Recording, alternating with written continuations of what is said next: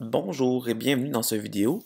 Je vais vous présenter ce qu'est un Place Manager. Donc tout d'abord, je vous présente le B-Store qui est un exemple de showcase pour nos produits, en particulier GWTP.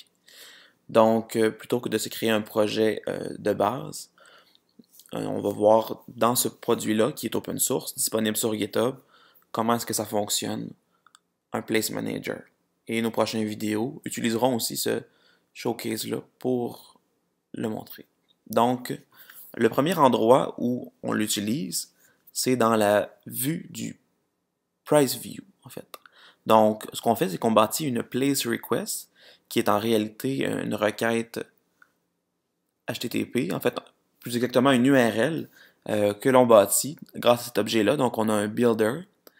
Et en fait, on a un Place Manager qu'on va en fait introduire via l'injection de dépendance et qu'on va pouvoir utiliser. Donc cet objet-là, en fait, le Place Manager, c'est où est-ce que il est en fait, donc, again, current place request, mais aussi le name token. Donc, on peut dire d'aller chercher dans les constantes la page produit et on peut mettre un ID, donc, qui soit dans l'URL et finalement bâtir avec notre builder.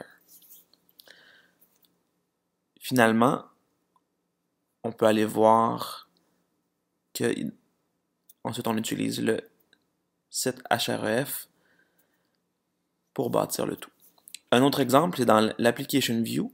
Donc, on va utiliser la fonction getCurrentPlaceRequest du Place Manager. Et ensuite, on va aller chercher le name token, donc la string qui correspond à la page. Et là, dans le fond, on rebâtit notre requête à partir de celle-ci.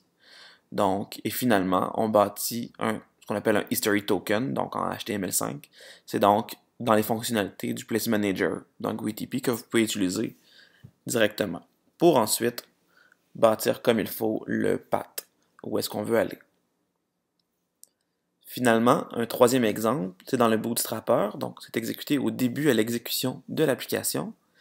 Dans ce cas-ci, on utilise la fonction RevealPlace qui permet en fait de montrer la page. Donc le Place Manager détient une Place Request qui correspond à une page. Maintenant, RevealPlace va effectivement révéler cette page-là. Donc au départ, on utilise par défaut, s'il n'y en a pas, on va afficher la page par défaut Home, sinon ce qui est demandé au Bootstrap. Merci beaucoup d'avoir regardé cette vidéo et à la prochaine.